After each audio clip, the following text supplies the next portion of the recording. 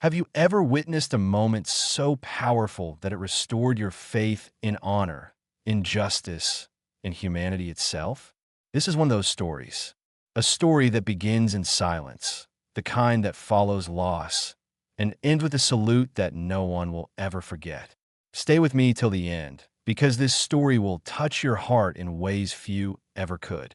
And before we begin, make sure you subscribe to Grow for Justice because we bring you stories that remind the world that doing the right thing still matters. The morning was gray, the kind of sky that matched the heaviness in everyone's hearts. Rows of soldiers stood at attention, their uniforms pressed, boots polished, medals gleaming faintly under the weak sunlight. The funeral of General Raymond Hale, one of the most respected and decorated men in the military, was about to begin. A man who had led his soldiers with courage, never from behind, always from the front. His name carried weight, not because of power, but because of integrity. Families of officers filled the seats. Politicians arrived in black cars. Journalists whispered among themselves. The sound of muffled drums carried through the air as the flag-draped casket was brought forward. The ceremony was about to start, until something unexpected happened. From the back of the cemetery gate, a woman approached, not in military uniform, not in expensive black attire, but in a simple, worn-out dress. Her eyes were swollen, her hands trembling, clutching an old photograph close to her chest. She walked with slow, hesitant steps, as if every footstep carried years of pain. But before she could reach the entrance, two guards stepped forward, blocking her path. "I'm sorry, ma'am," one said firmly. "This ceremony is restricted to invited guests and family." She froze, her lips quivering. I'm family," she whispered softly. The guard shook his head. "Only immediate family, ma'am. Please step back." The people nearby turned their heads. Some frowned, others murmured quietly, curious who she was. She didn't look like a dignitary or anyone they recognized. Her clothes were faded, her shoes old. But in her eyes was something unspoken, something more powerful than appearances. "I'm not leaving," she said finally. "I came to say goodbye." The guard were firm. They blocked her again, repeating the rules. But what they didn't know, what no one there knew, was that this woman wasn't just another mourner. She was the reason the general had lived long enough to earn every medal on his chest. Years ago, when Raymond Hale was still a young officer deployed overseas, his convoy had been ambushed. Caught in enemy fire, he was gravely injured, bleeding out, trapped under debris. His team was scattered. In the chaos, it was this woman, a local civilian named Aisha Rahman, who found him. Despite the danger, she dragged him out of the wreckage, tore her own scarf to stop his bleeding, and hid him in her home for 3 nights while the fighting raged on outside. She nursed him back to life. In return, he promised he'd never forget her. But promises made in war often fade when the world moves on. He returned home, rose through the ranks, and built a decorated career.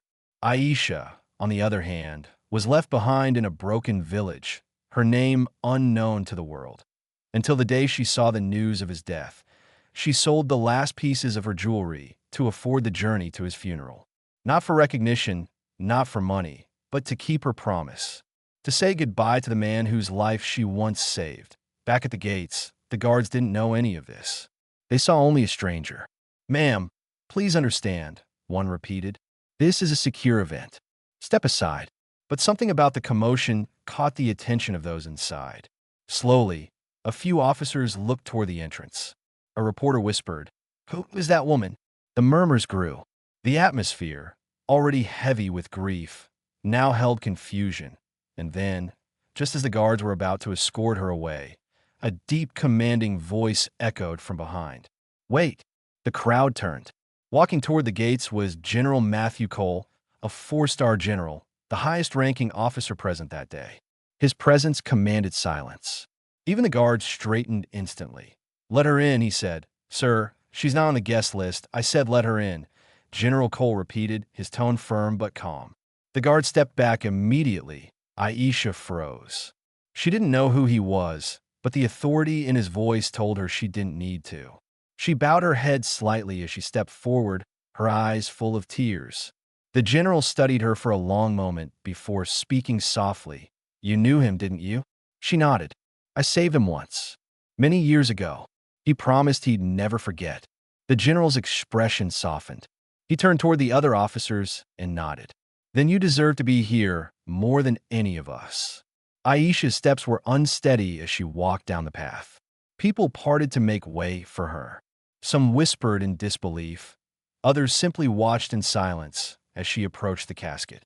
She knelt beside it, trembling hands brushing over the flag that draped in a voice barely above a whisper. She said, "I kept my promise. I came to say goodbye." Tears rolled down her face, falling onto the polished wood. The moment was so raw, so human, that no one dared to interrupt. Even the soldiers who had known the general for decades could feel the weight of her grief. General Cole stepped closer, his voice heavy with respect. "Ma'am, I think I speak for everyone here when I say the general never forgot you." He reached into his uniform pocket and pulled out a small, weathered photo, the same one Aisha had been holding. It was of the two of them, taken long ago, her younger self helping a wounded soldier smile through pain. The crowd gasped softly. "He kept this with him," the general said. "In his wallet. Always." Aisha's sobs broke through the silence.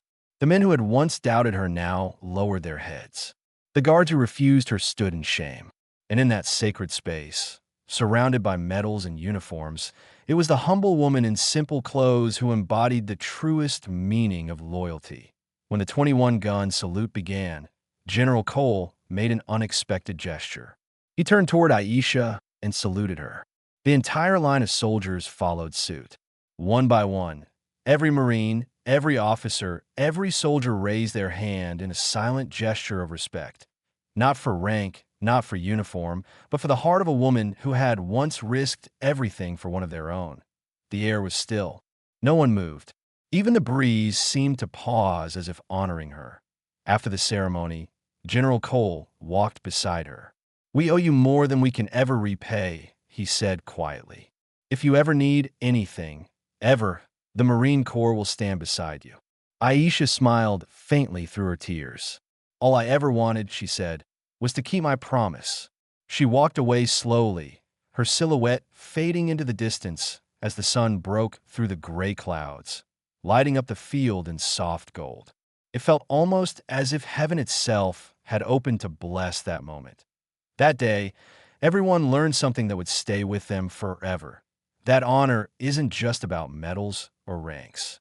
It's about remembering, about keeping promises when the world has forgotten us. Oh, if this story touched your heart, if it reminded you that justice and kindness never go unnoticed, then make sure you subscribe to Grow for Justice, the channel where real emotions, true courage, and humanity's finest moments come alive.